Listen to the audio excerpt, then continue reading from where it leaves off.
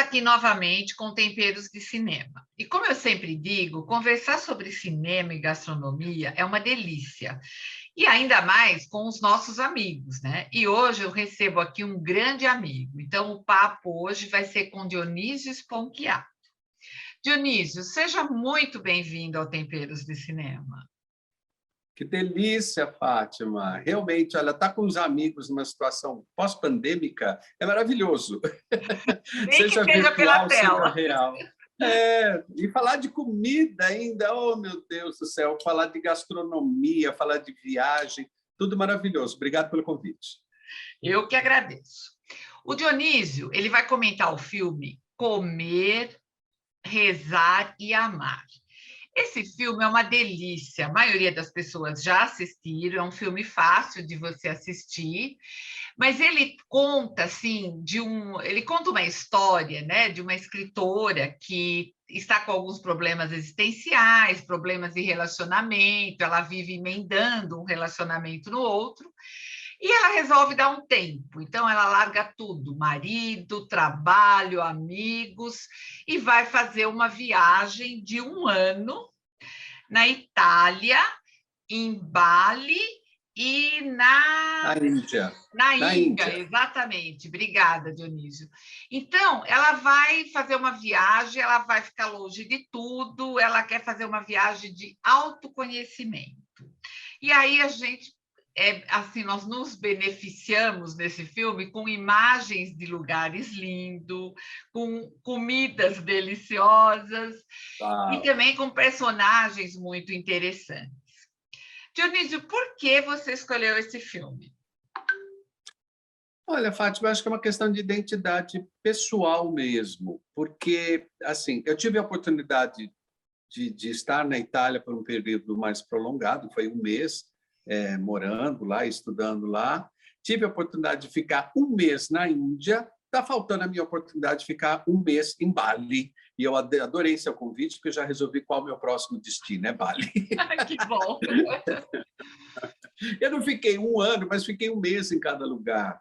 Eu tenho uma identidade com a Itália que vem de família, como a grande parte dos jundiaienses, mas foi um apaixonamento meu pelo país, que foi acontecendo devagarzinho, de visita em visita. Cada vez que eu ia para a Itália, eu ficava mais apaixonado e fico mais apaixonado, porque é uma coisa que não acaba nunca.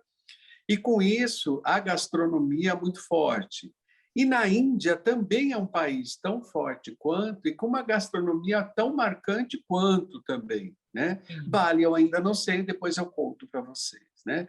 Mas identificação, mais do que gastronômica, eu diria espiritual com o filme. Eu acho um filme de uma beleza. Eu fiquei muito grato pelo convite, porque me fez assistir o filme ontem à noite de novo, e é como se eu estivesse vendo o filme pela primeira vez de novo, porque ele traz questões da vida da gente ligadas, passando pela gastronomia, pelos sabores, pelas sensações humanas, né?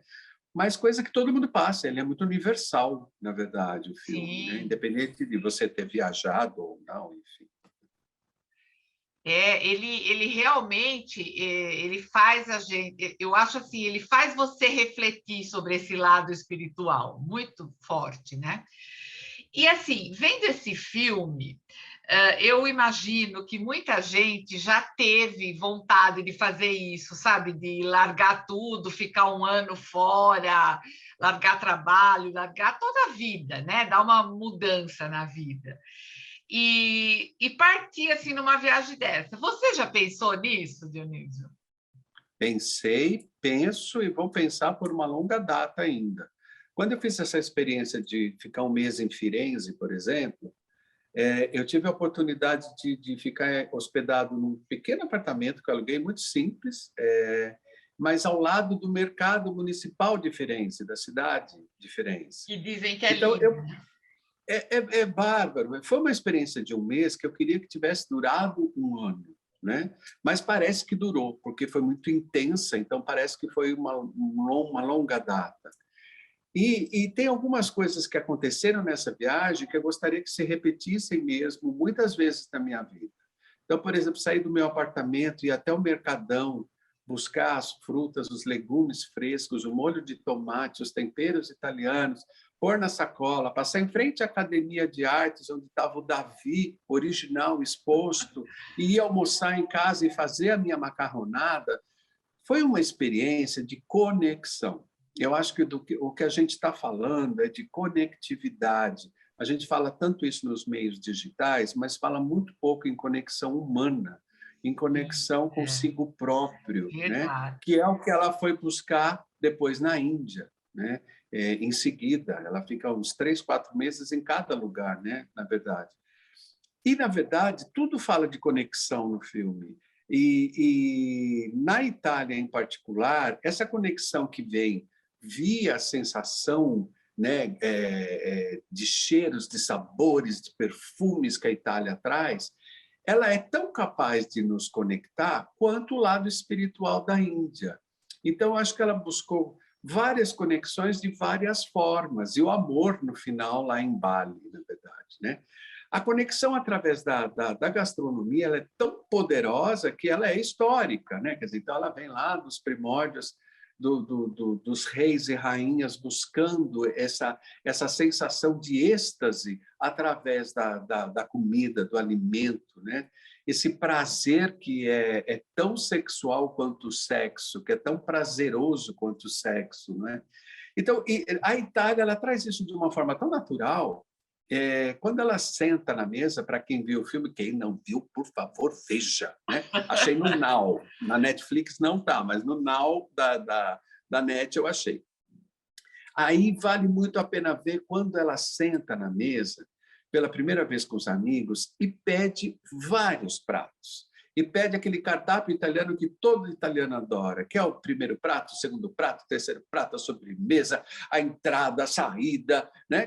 É uma composição de sabores tão poderosa e tão simples, que é o que me fascina na culinária mediterrânea, porque é o produto praticamente in natura, com azeite em alta temperatura, que vai realçar o sabor das coisas e não modificar tanto os sabores das coisas, como mais na culinária francesa, enfim, não é? Que vai ficar cozinhando horas e horas e horas. Essa coisa do Mediterrâneo italiano, tem uma hora que ela pede só um espaguete ao sugo, que eu fiquei babando ontem no filme. Não é? Aquele espaguete empilhado com aquele molho de tomate, que a hora que ela dá a primeira garfada, ela fala, é um macarrão comum? A hora que ela dá a primeira garfada, aquele é um êxtase para ela, né? É um prazer inexplicável, que é, de fato, verdade na Itália. Realmente você tem essas sensações. Tem uma macarronada que eu adoro, lá uma pasta que eu adoro, que é só com frutos do mar, e a gente fala, ai, vai vir lula, polvo. É nada, vem 3, 4 conchinhas com 3, 4 bichinhos no meio, e é a pasta mais deliciosa da Itália, que vem com o sabor do mar na tua boca. Então, essa simplicidade italiana me fascina quando a gente fala em gastronomia. Eu acho que o prazer da vida daqui para frente, assim como na Índia ela acha depois, a simplicidade próxima à pobreza, até à miséria, né? Então, talvez a gente esteja tão farto de tanta coisa que, nesse momento, o menos passa a ser absolutamente prazeroso. Não o menos da miséria, o menos do excesso, o menos daquilo que a gente teve demais e que não consegue mais ter prazer com esse excesso de coisas que a gente tem, na verdade. Nossa, que reflexão bonita, Leonísio. Muito bonita. É a do filme, é a do filme, é. Dionísio, a gente estava num papo aí muito bom antes do intervalo sobre a gastronomia da Itália, né? E então eu queria que você me dissesse, né? Esse filme ele é um desfile de gastronomia, mas se você tivesse que escolher um prato dele, qual você escolheria? O carciofi, a alcachofra italiana, que no filme eles estão em Roma, e eu tive essa oportunidade, da última vez que eu tive lá com o César agora, a gente foi para a Grécia, que também é um espanto do ponto de vista gastronômico, né? Tanto quanto a Itália, a Grécia e a Itália ficam muito competindo entre elas aí do que é melhor. E a gente passou por Roma e a gente foi no bairro judeu, que fica ali em Roma, comer aquela alcachofra que é frita, na verdade, né? E ela é de uma delicadeza, são pequenas alcachofras, assim, e que é uma especialidade judaica mesmo. E tem um bairro ali pertinho do Trastevere, onde a gente ficou hospedado, a gente quis ficar no Trastevere, que é um capítulo à parte de Roma, e a gente ficou ali e teve a oportunidade do bairro judeu pedir as entradinhas, ficar tomando um vinho branco, comendo aquela alcachofra, que é maravilhosa. É quase nada e é maravilhosa, porque ela é muito delicada, não é essa alcachofra que a gente está acostumado aqui, grandona, com essas pétalas gordas, né? Ela é muito delicada e ela pede um dos pratos, era que ela pede aquele banquete com os amigos, é essa alcachofra de entrada que se come muito na Itália, trazida pelos judeus, na verdade. Como que chama? É alcachofra mesmo, só que em italiano é o cacioffi. Se eu estou pronunciando certo, é isso, os bons... Mas é uma entrada de alcachofra, então. Na verdade, é um primeiro prato, é segundo prato, acho que eles consideram lá, porque é vegetal, e ela é muito delicada, então não é o prato principal. O gostoso é você comer essa alcachofra, esse carciofi, frito à moda judaica. Tem vários tipos de alcachofra que se serve na Itália. Esse é realmente a moda judaica, que é frita e é deliciosa, deliciosa. Eu perguntei porque a gente gosta de colocar receita também, né? Por acaso você tem essa receita? Olha, não tenho, mas procuro com prazer para você. Procura e Porque me manda. não é difícil e te mando. Porque a gente gosta de colocar, porque as pessoas ouvem e depois quem gosta de cozinhar quer fazer, quer experimentar, né? Eu adoro alcachofra, então eu achei muito interessante esse prato e fiquei curiosa para saber como faz, né? E esse bairro é muito gostoso porque as mesinhas ficam todas para fora, sabe? É pertinho do Rio Tevere. E o Trastevere, que é o bairro que fica atrás do Tevere, é o bairro onde se concentra toda a gastronomia de Roma. Então, é um bairro inteiro gastronômico. Você atravessou o rio, você está nesse pedaço que é mais judaico e tem essas comidas específicas. E o Trastevere, por que a gente se hospedou lá, Fátima? Porque você está no meio do bairro. Imagine o Bexiga, em São Paulo. Você está no meio, né? Então, você descia, você estava no meio dos restaurantes e das ruas gastronômicas de Roma, que à noite é o melhor lugar de Roma. Não achei nada melhor ainda. As pizzas do Trastevere, essas entradinhas, o clima do lugar, por ser um bairro absolutamente antigo, né? Ele é histórico. Então, você comer uma pizza ali vale toda a viagem para Roma.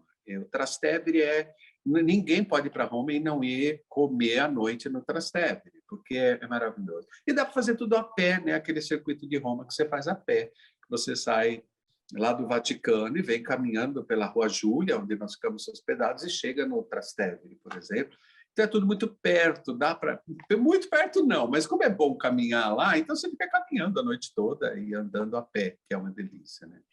Isso que eu acho gostoso do cinema, né? A gente conversa, a gente viaja, a gente fala de comida, né? Você viaja, você conhece lugares falando de um filme, né? Isso é muito incrível. Gostoso.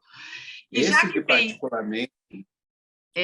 particularmente me tocou muito por causa da Índia também. Quer dizer, é difícil um filme que vai tratar de Itália e de Índia, que foram duas experiências tão fortes na minha vida, e as duas, por coincidência, de um mês cada, né? Então, esse filme me pega de uma forma absolutamente especial. Então, agora eu quero, já que você falou da Índia, eu quero tocar num ponto, porque esse filme também, como você falou no primeiro bloco, ele aborda muito a espiritualidade, o autoconhecimento e esse lado, essa busca espiritual do autoconhecimento, né? Então, qual você acha que é a importância da espiritualidade na vida das pessoas? É total. Eu sou um ex-seminarista, né? Desde a juventude, estou ligado à espiritualidade, fui seminarista na minha juventude e vim trilhando o caminho da espiritualidade durante toda a minha vida, né? Alguns momentos mais próximos, alguns momentos mais distantes. Eu fui para a Índia nessa busca da Julia Roberts, né? Que o filme é de 2010, ele é tão atual, parece que ele foi feito pós-pandemia, porque parece que a Julia Roberts está perdida pós-pandemia, mas foi antes da pandemia, foi 2010. E ela é uma ótima atriz, porque ela passa nas expressões faciais dela o quanto ela não se sentia conectada, que é essa palavra que eu estou usando, né? Quando eu fui para a Índia, eu fui muito a convite de pessoas queridas aqui de Jundiaí, nós somos num grupo, e pessoas com 80 anos de idade quase, e meninas de 15 anos no grupo. E a gente falava, esse negócio não vai dar certo, né? Como é que pode dar certo uma viagem dessa, né?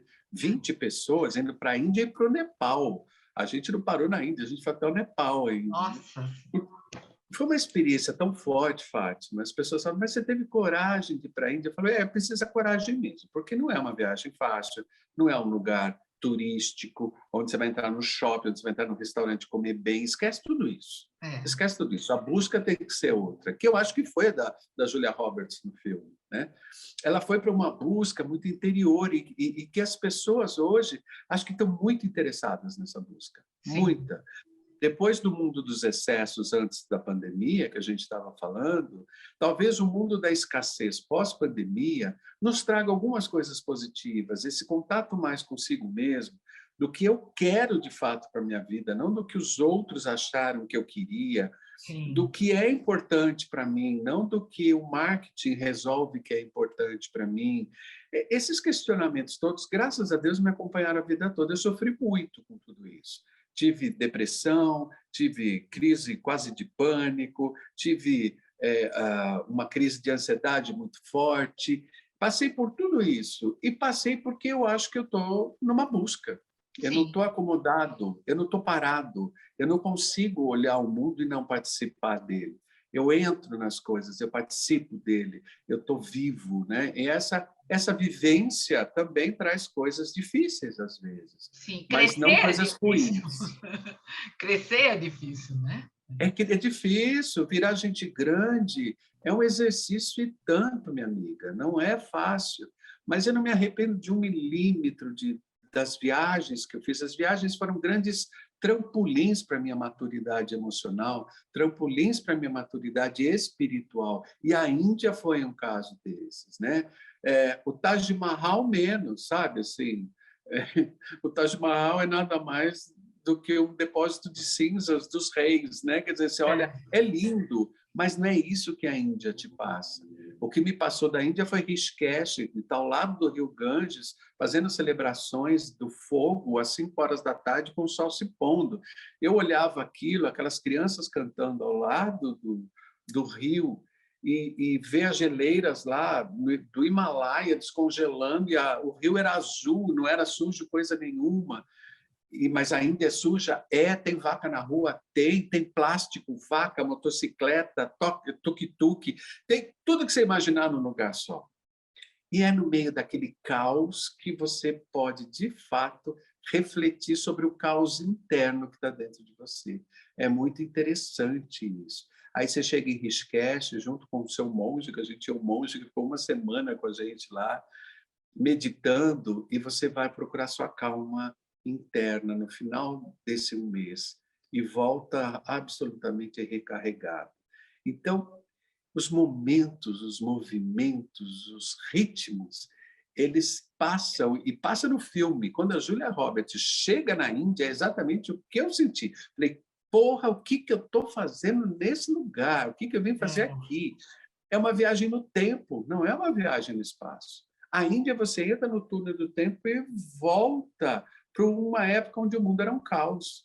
E daí você acha uma ordem atrás desse caos que é incrível. Aí eu descobri o budismo, aí eu descobri a meditação, aí eu descobri um pouco mais desse silêncio interno que hoje conversa mais comigo, né? Até hoje eu medito, hoje eu busco o espiritismo como uma fonte também de inspiração muito importante, né? Então, hoje eu sou um pouco espírita, um pouco budista, menos católico e muito espiritualista, eu acho. Ah, que bonito, Dionísio. É. Bom, vou falar um pouquinho do Dionísio agora, né? Como é que Que você medo! concilia, como que você concilia, que a gente já daqui a pouco vai ter que acabar, né? Vamos falar um pouquinho do Dionísio. Como é que você concilia essa vida de empresário, que eu sei que é corrida, com a de apresentador de programa de TV, o Casa Brasil? Fátima, você é testemunha dessa história, porque quem entrou na minha loja a primeira vez para me convidar para fazer televisão foi você. É verdade. Então, você não esqueça disso nunca. Eu tenho uma certa culpa nisso, né? Você tem muita culpa, né? Se aquilo não ocorresse naquele momento, talvez eu não estivesse na televisão. Eu sou muito grato a você. Porque a televisão, muitas vezes, pensa em desistir, em parar. Não é desistir, mas em parar. Falar, já deu. 10 anos apresentando o programa Casa Brasil é muito tempo. Mais 1 ano e meio lá de Rede Paulista, com o Essencial, né? Que foi da nossa época. Lembra? Então, são quase 12 anos já de televisão. Já são 12 anos de televisão.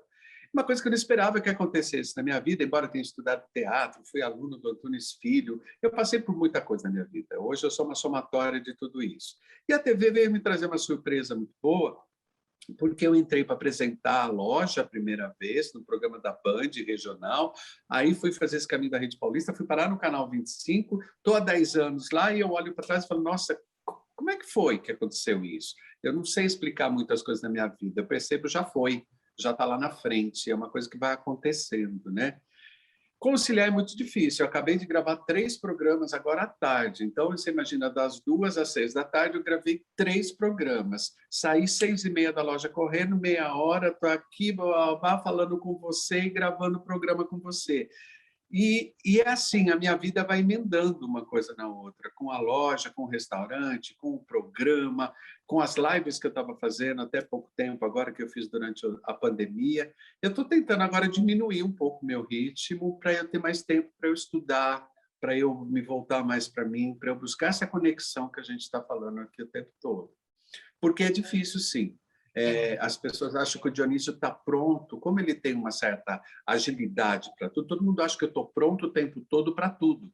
E não é. Hoje, eu faço 60 anos agora em fevereiro, eu tenho já um outro ritmo, né? A vontade que você tem é de fazer as coisas, menos coisas e com mais esmero, com mais carinho, com mais cuidado, e não fazer mais nesse turbilhão que a vida da gente vai virando, né? Mas eu estou conseguindo administrar. Acho que tenho habilidades pessoais que me permitem fazer tudo ao mesmo tempo, mas que é claro que eu vou ter que adequar isso, eu acho, daqui para frente. Bom, o papo está uma delícia, mas a gente vai ter que, o nosso tempo está acabando. Para finalizar, eu queria que você me dissesse assim numa frase, o que é temperos de cinema para você? Olha, pela experiência que eu tive, eu diria que temperos de cinema para mim é, é reconectar-se. Isso ficou muito forte para mim. Assistindo o filme, o seu convite, tudo isso que eu vi, a reconexão é a palavra que exprime para mim hoje o que Temperos de Cinema pode oferecer para os ouvintes, para as pessoas que te acompanham. Parabéns pelo teu trabalho. Reconexão. Espero que todo mundo se reconecte através do cinema, através dos sabores, através das delícias da vida. Nossa, gostei muito. Muito obrigada, Dionísio. Foi um papo delicioso. Eu vou esperar Obrigado a que você você. me mande, então, a receita para a gente colocar lá, porque a gente coloca a Vou receita achar. no blog do Temperos, no portal JJ, né? Quem quiser ouvir novamente, pode acessar pelo podcast, que fica disponível também pelo portal JJ ou pelo blog do Temperos. Então, eu agradeço muito, foi muito gostoso o nosso papo, tá bom? Muito obrigado, Fátima. Obrigado a todos. Fiquem bem.